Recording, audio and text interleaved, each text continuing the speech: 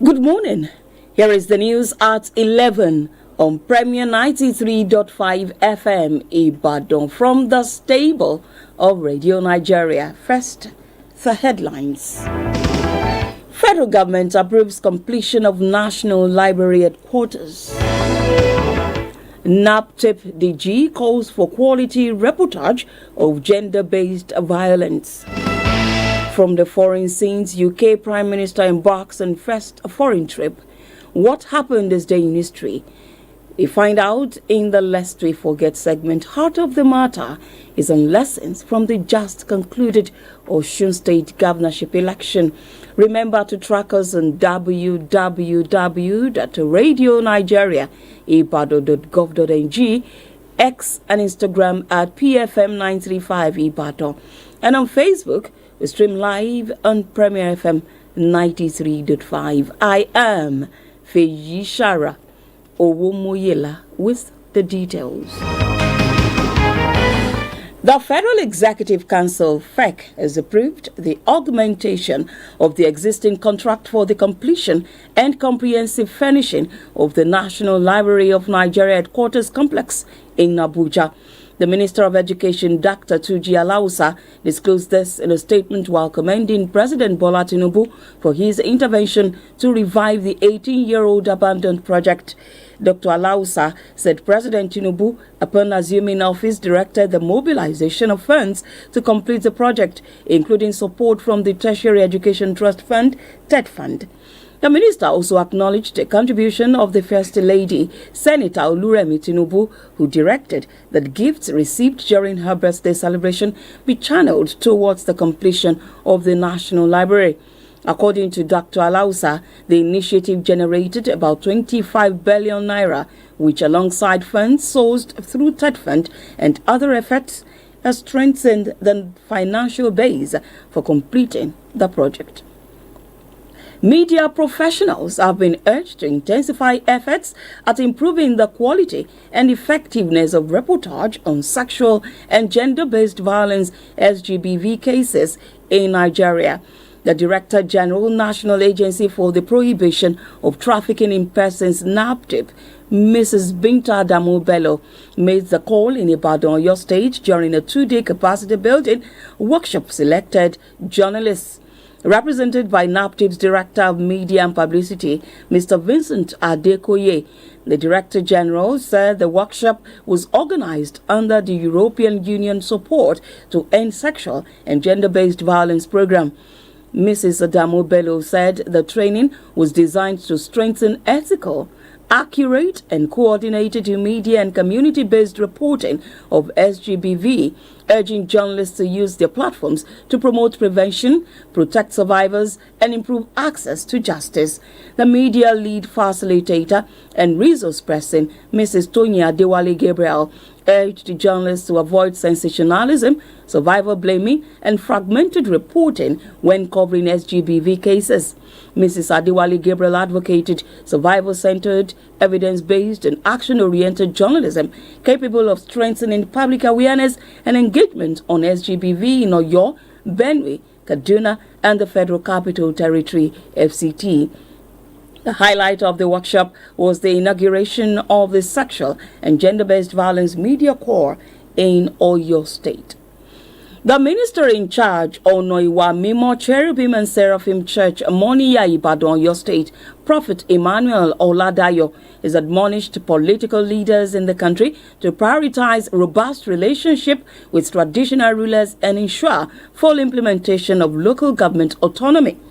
Prophet Oladayo gave the admonition while speaking with Radio Nigeria in Ibadan.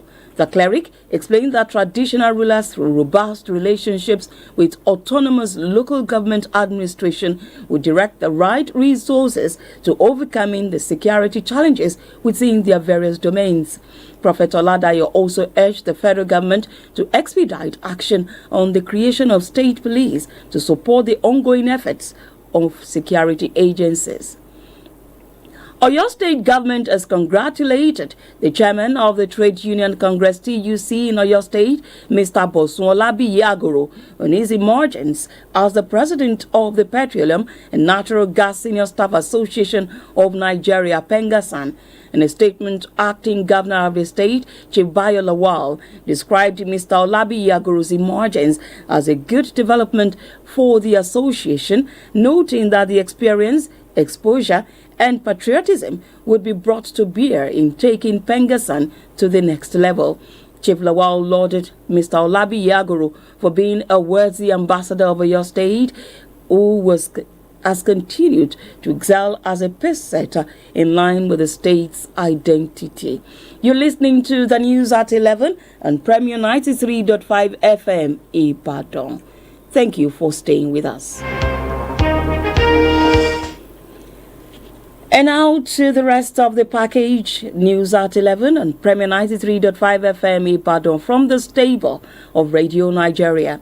This day in 1992, National Broadcasting Commission (NBC) was established by the Ibrahim Babangida military regime.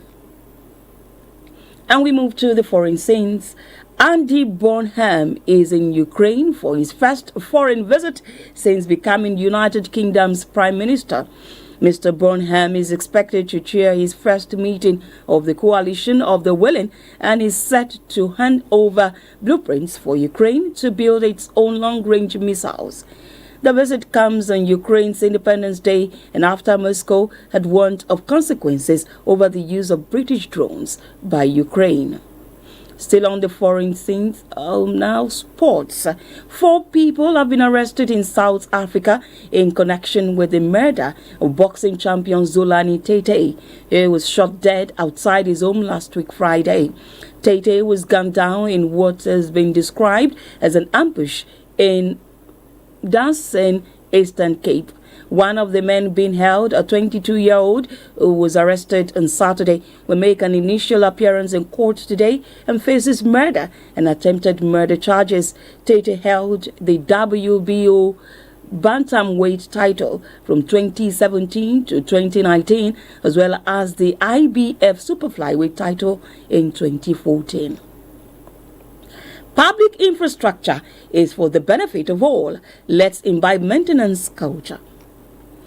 Lessons from the just concluded Osun State governorship election is the basis of today's Heart of the Matter.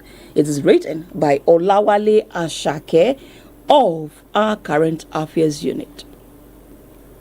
It is no longer news that the Osun State off-cycle governorship election has come and gone, but the lessons from the exercise remain unforgettable in the minds of Nigerians, particularly the Osun residents. Before the election, there was palpable fear across the state as many people were reportedly killed, while several others were injured in perceived political violence. Whereas the election held on Saturday, August 15, was generally described as peaceful and orderly, with encouraging voter participation, as against the expectation of many people that there may likely be voter apathy. The Independent National Electoral Commission (INEC) subsequently declared Governor Ademola Adeleke the winner after he polled 511,067 votes, while his closest rival, Alhaji Bola Oyebanji of the All Progressive Congress (APC) garnered 454,015.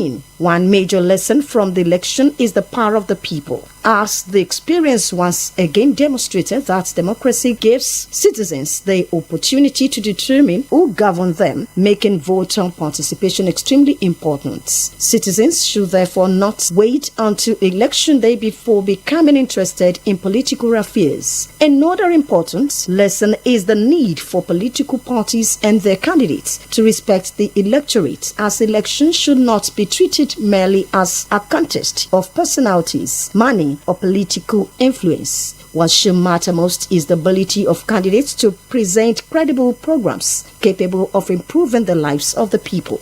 The election also highlighted the importance of technology in Nigeria's electoral process. The use of bimodal voter accreditation system, BVAS, and electronic transmission of results has strengthened transparency Although reports of BEVA's malfunctions in few places show that there is still room for improvements, election observers have also raised concern about vote buying, which remains a serious threat to the credibility of election in Nigeria. It is becoming worrisome that vote buying and selling has taken a central stage in every election across the country. Security is another critical lesson. A peaceful election is not only the responsibility of security agencies, political parties, candidates, supporters, and voters all have a role to play. The Osun State governorship election also reminds the nation's electoral empire that preparation, logistics, transparency, and professionalism are essential to building public trust and confidence in the Commission.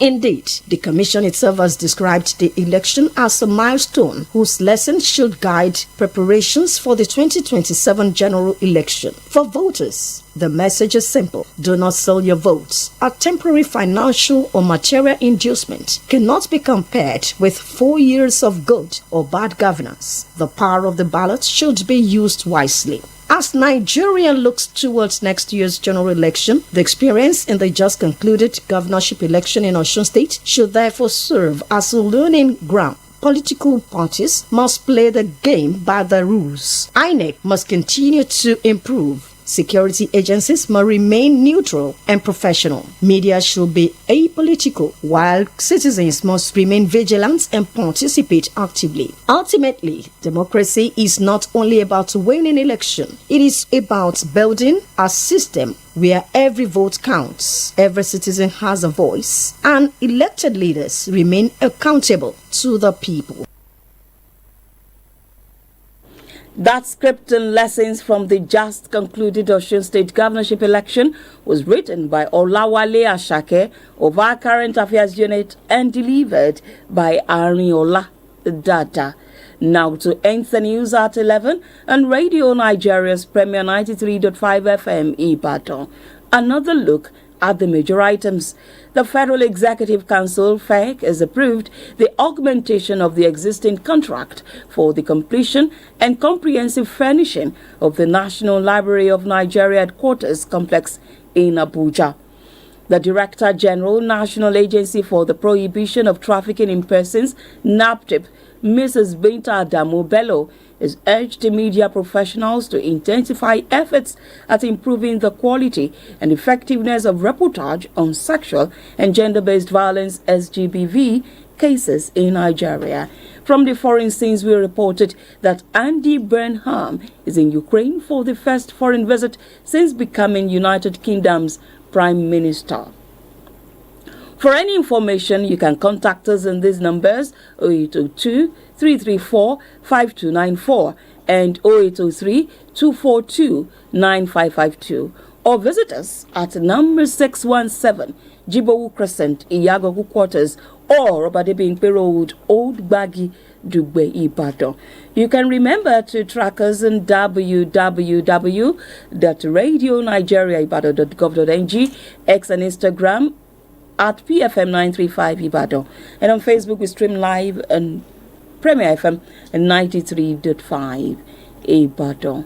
That ends the news at 11 on Premier 93.5 FM Ibadan. From the stable of Radio Nigeria, it was edited by Oluwakayode Banjo. I am Feyishara Owomoyela, thanking you for listening. Together we wish you a beautiful day and a fruitful week ahead. Do stand by. Yoruba translated version will be up in a moment. Good morning.